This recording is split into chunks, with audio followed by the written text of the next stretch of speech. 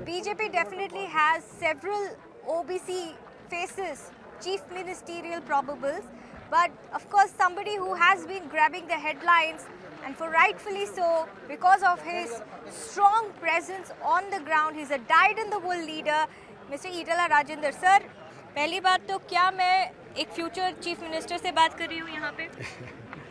मैं कैसा बोल सकता हूँ? हमारा पार्टी विल डिसाइड वो will the chief minister.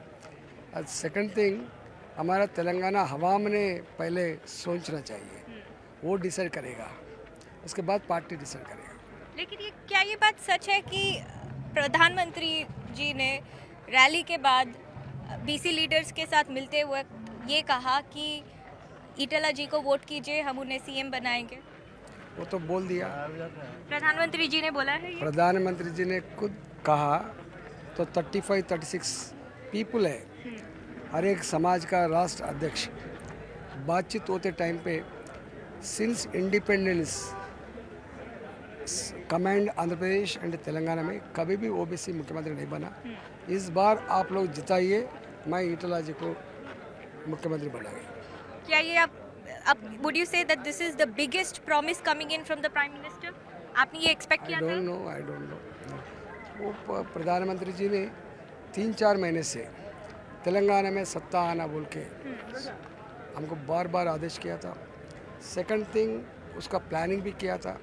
Third thing, बहुत बार आके कहा चुका है. फोर्थ थिंग, ओबीसी का मुख्यमंत्री बनाएंगे बोल के अमित शाह जी पहले बोला था, हमारा प्रधानमंत्री जी ने कल बोला इनको बना तुम बोल के बोला, ऐसा हाथ बता के. सर, हुजूराबाद में आप ऑलरेडी काफ़ी टाइम एमएलए बन चुके हैं, लोगों का सपोर्ट है, सबसे स्ट्रॉन्ग लीडर है आप यहाँ पे. क्या लग रहा है on mood on the ground? मैं स्ट्रांग नहीं हूँ, हमारा प्रजा बहुत स्ट्रांग है. हुजूराबाद पीपल बहुत स्ट्रांग है, विल पावर है, कमिटमेंट है, इसलिए मैं जीत के आ रहा हूँ. ये जीत मेरा नहीं होता, ये जीत हुजूराबाद का हवाम का होता. चलते हुए बात करेंगे सर, लेकिन सबसे बड़ा हेडलाइन ये है कि आप केसीआर जी को डायरेक्ट टक्कर दे रहे हैं गजवेल, और वहाँ रेवंत रेड्डी डायरेक्ट टक्कर दे रहे हैं केसीआर जी को कामारेड्डी. एक तरीके से देखेंगे तो दोनों का ही एक पर्सनल ग्रज है against KCR. Should we read it in that way? Personal grudge नहीं है, डेमोक्रेटिक प्रोसेस को ख़त्म कर चुका है इन्हें. एक नया सिस्टम को तेलंगाना को दिया है. तो करप्शन के बारे में, जो करप्शन करना, पैसा कमाना, इलेक्शन में पैसा खर्च करना, दो धर्म को ख़त्म करना, वो प्रैक्टिस है. सभी सिस्टम को ख़त्म कर चुका है.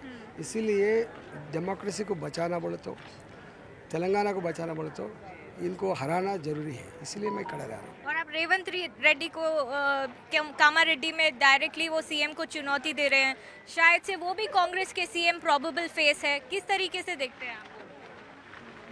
उनका पार्टी के बारे में उनको पूछो. हमारा पार्टी में तो पक्का नेक्स्ट टाइम हमारा पार्टी जो वादा करता है वो अमल करता है. आपने हिस्ट्री देखे तो राष्ट्रपति अब्दुल कलाम कौन बनाया? वाजपेयी जी बनाया था. नरेंद्र मोदी जी आने के बाद एक दलित राष्ट्रपति बना था, प्रेसिडेंट ऑफ इंडिया बना था. एक आदिवासी अड़वी बिड्डा, एक आदिवासी महिला राष्ट्रपति बना था. आज मैं समझता हूँ देश के अंदर कैबिनेट में 27 मिनिस्टर्स ओबीसी मिनिस्टर्स है पहले बार. इसलिए बहुत राज्यों में एसटी मुख्यमंत्री है, एससी मुख्यमंत्री है, एंड ओबीसी का मुख्यमंत्री भी है.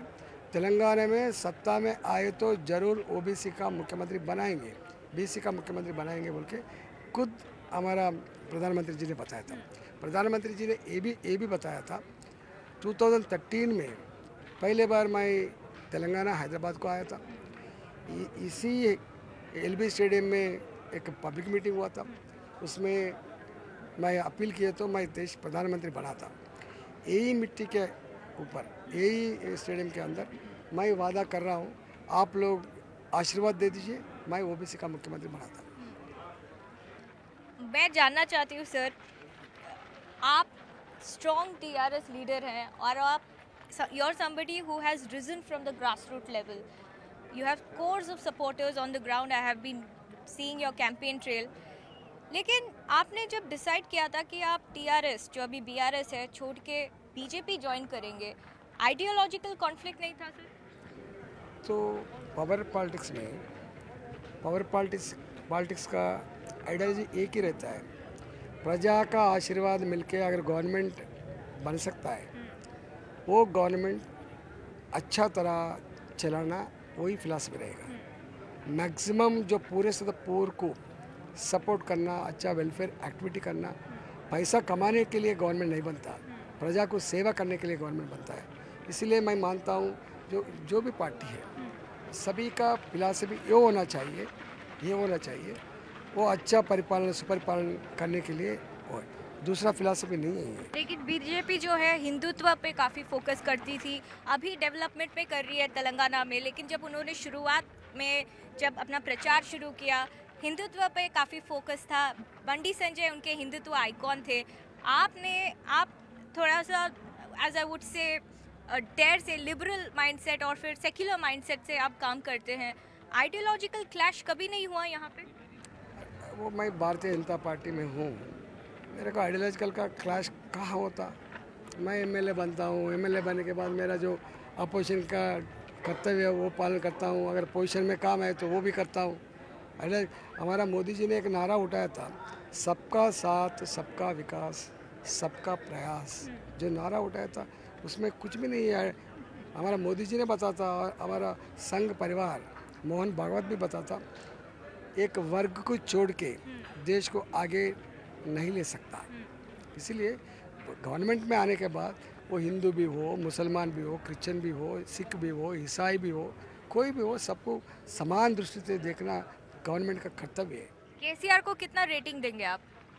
9 साल ऑफ बीआरएस गवर्नमेंट, आप उसके पार्ट थे, उसके बाद काफ़ी चेंज हुआ, केसीआर को कितना रेटिंग? रिपोर्ट कार्ड किया है जो तेलंगाना प्रजा ने उनको 2 बार आशीर्वाद देके वो मुख्यमंत्री बनाया था, मगर जो वादा किया था वो वादा कंप्लीट नहीं किया था। इसलिए प्रजा ने बहुत आग्रह है, प्रजा ने बहुत गुस्सा पे है। इसलिए अभी जितने जो तेलंगाना मूवमेंट के अंदर नाम कमाया वो पूरा चले गया।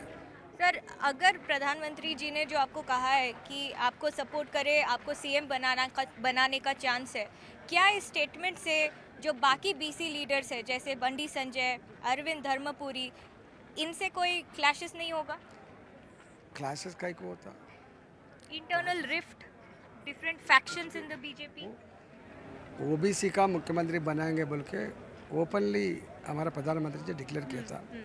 उसमें सत्ता में आने के बाद जीतने के बाद को किसको एलिजिबिलिटी रहेगा, क्या रहेगा, वो रहता। मगर आज हमारा पार्टी 2 कदम आगे रख के वो बताया था, भाई हमारा इटली जी सीधे मोस्ट है, मैं 7 बार एमएलए था, मैं फाइनेंस मिनिस्टर कर चुका हूँ, मैं तो हेल्थ मिनिस्टर भी कर चुका हूँ, मैं 2 बार पार्टी का फ्लोर भी बन चुका हूँ, इसलिए is the senior most leader प्रजा के अंदर है बोल के कुछ सोचूंगा। My final question, what is your vision for Telangana? Telangana में बीजेपी को सत्ता लाने में मेरा पहले विजन है। तेलंगाना में हमारा सत्ता में आने के बाद जो अनएम्प्लॉयमेंट समस्या है, बहुत सीरियस गंभीर समस्या है, उसको कैसा हल करना मैं देखना है। नंबर 2, जो गरीब लोगों का जो अंतर बढ़ रहा है उसको कम करना हमारा है। जो करप्शन राज जो चल रहा है उसको ख़त्म करना हमारा कर्तव्य है। फोर्थ, जो अनडेमोक्रेटिक एटीट्यूड का जो गवर्नमेंट अभी चल रहा है यही गवर्नमेंट है, यही प्रैक्टिस है बोल के जो बता रहा है, उसको ख़त्म करना हमारा कर्तव्य है। सर, एक आरोप आता है बीजेपी के तरफ कि जिन पर भी ईडी, आईटी, सीबीआई केसेस लगाया जाता है वो जाके बीजेपी में सेटल हो जाते हैं और उनको एक प्रोटेक्शन मिलता है। आपके अगेंस्ट एलिगेशन ये है कि जब केसीआर ने आपके अगेंस्ट केस डाला था ओवर डिफरेंट केसेस, आपने कन्वीनियंटली बीजेपी ज्वाइन किया to protect yourself and your family. अगर ऐसा हुआ तो फिर हमारे साथ आवाम नहीं रहना चाहिए ना। Why they are along with मी।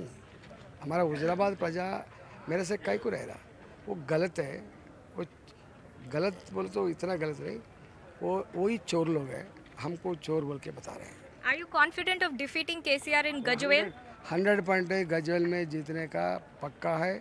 वो ऑलरेडी डिसाइड कर चुका है। गजवेल में किसी हालत से थाउजेंड्स ऑफ करोड़ रुपीज़ खर्च करने के बाद भी केसीआर हार जाएगा।